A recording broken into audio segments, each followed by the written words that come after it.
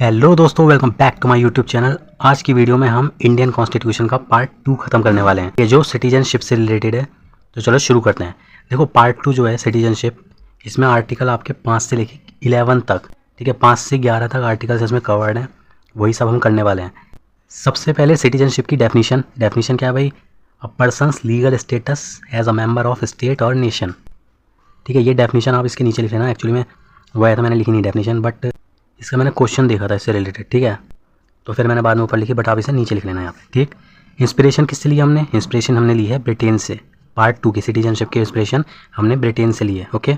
अब इसके बाद आ जाते हैं अपने आर्टिकल नंबर 5 पे। भाई ध्यान से सुनो, आर्टिकल नंबर 5 क्या है? ये जब संविधान हमारा लागू हुआ था, कमेंसमेंट ऑफ द कॉन्स्टिट्यूशन के टाइम पर सिटीजनशिप डिसाइड करने के लिए आर्टिकल 5 में रूल बनाया गया, ठीक है। आज की तारीख में सिटीजनशिप अगर देखनी है तो इस आर्टिकल का कोई रोल नहीं है, ये खाली 26 जनवरी 1950 के लिए है, ओके। भाई रूल क्या है आर्टिकल 5 के अकॉर्डिंग?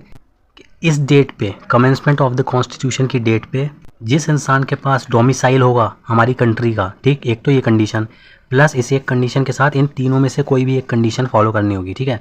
वो क्या है कि भाई या तो वो बंदा इंडिया में पैदा हुआ हो, या फिर उसके पेरेंट्स में से कोई एक जना इंडिया में पैदा हुआ हो, या फिर जिस डेट पे संविधान लागू हुआ था उससे पिछले 5 साल तक वो इंडिया का रेजिडेंट रहा हो, ठीक है, ऑर्डिनरी रेजिडेंट, इंडिया में रहता हो, ओके। भाई ये चीज़ आप याद रखना कि इन 3 कंडीशंस में ना सिर्फ एक ही फॉलो करनी है, ठीक है, एक या एक से ज़्यादा, बट ये ज़रूरी है, ओके। एक ये और इन तीनों में से कोई भी एक अगर फॉलो कर ली तो समझो उसे सिटीजनशिप मिल सकती है, ठीक है। उसके बाद मतलब बाकी उसके डॉक्यूमेंट्स वगैरह सब चेक करा जाएगा कि वो किसी गलत एक्टिविटी में इन्वॉल्व तो नहीं है, ठीक है। तो ये था हमारा आर्टिकल 5। इसके बाद आ जाते हैं हम अपने आर्टिकल नंबर 6 पे। आर्टिकल 6 भी आज की तारीख में नहीं देखा जाता सिटीजनशिप डिसाइड करने के लिए। ये भी कमेंसमेंट ऑफ द कॉन्स्टिट्यूशन की डेट के लिए बनाया गया था, ठीक है, मतलब जब संविधान लागू हुआ था, ओके। अब आर्टिकल 6 में ये है कि भैया कि भाई उस समय पर हुआ क्या था, जब भारत पाकिस्तान अलग हुए थे तो बहुत सारे लोग पाकिस्तान से इंडिया के अंदर आ रहे थे, ठीक है, और इंडिया से भी पाकिस्तान जा रहे थे। तो आर्टिकल 6 में ये है कि जितने भी लोग पाकिस्तान से भारत आए थे माइग्रेट होकर, ठीक है, 19 जुलाई 1948 से पहले उन्हें तो सिटीजन मान लिया जाएगा, ठीक। बट जो लोग 19 जुलाई 1948 या उसके बाद आए थे इंडिया, उनके ऊपर अप्लाइड होगा परमिट रूल, ठीक। परमिट रूल क्या है वो देख लेते हैं, चलो। भैया परमिट रूल में यह है कि जो बंदा पाकिस्तान से इंडिया के अंदर आया 19 जुलाई 1948 के बाद, उसे सरकार को देनी पड़ेगी एप्लीकेशन, ठीक है, कि वो सिटीजनशिप चाहता है इंडिया की, और ये एप्लीकेशन उसे 26 जनवरी 1950 से पहले देनी थी, ठीक। तो ये आर्टिकल भी अब नहीं देखा जाता है। और इसमें क्या चेक करा जाएगा? इसमें ये चेक करा जाएगा कि भाई जिस डेट पे उसने एप्लीकेशन दी है उस डेट से 6 महीने पहले वो इंडिया का रेजिडेंट होना चाहिए, ठीक है। और मैं एक चीज़ और बताता हूँ, मैंने कुछ यूट्यूब पे वीडियोस देखी, ठीक है, उनमें से 1-2 वीडियो में ये था कि वो इमीडिएटली मतलब पिछला नहीं कह रहे थे, वो ये कह रहे थे कि एप्लीकेशन देने के बाद उसे 6 महीने रहना पड़ेगा।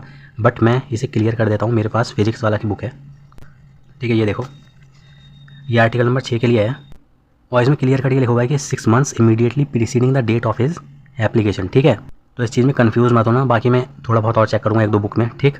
अगर कुछ अलग होगा तो मैं उसे बता दूंगा। फिलहाल तो एप्लीकेशन की डेट से 6 महीने पहले का ही देखना है, ओके।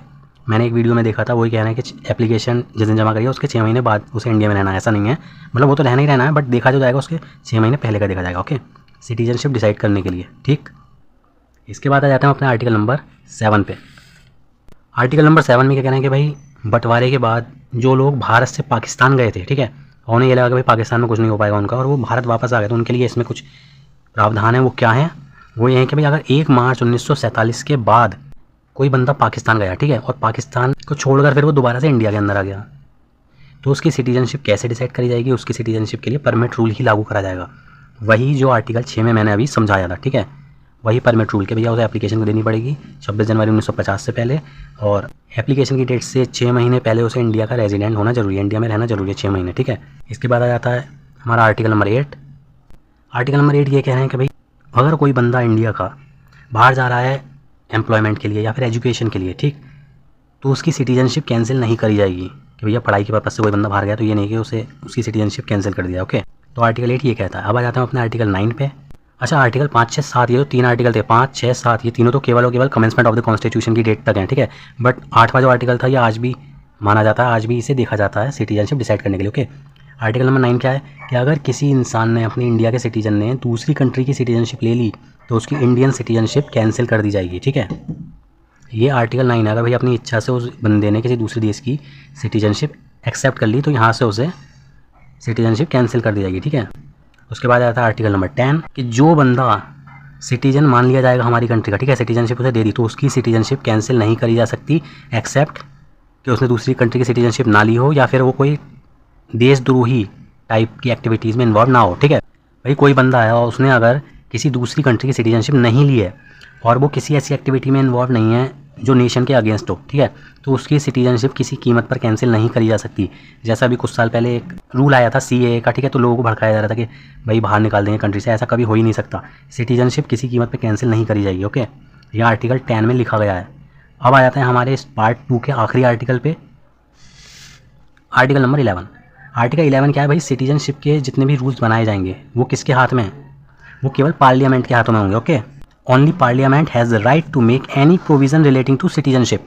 अब भाई ये पार्ट 2 के तो ये तो खत्म हुआ है, ठीक है। सिटीजनशिप अगर डिसाइड करनी है तो उसके लिए कुछ और भी रूल्स हैं जो आज की तारीख में देखे जाते हैं। वो क्या हैं, वो सारे रूल्स सिटीजनशिप एक्ट 1955 में लिखे गए हैं, ठीक है। ये मैं इसके लिए एक अलग सेपरेट वीडियो बनाऊंगा, इस वीडियो में मैं इतने रखूंगा, इसे मैं नेक्स्ट वीडियो में कवर करने वाला हूँ, ओके।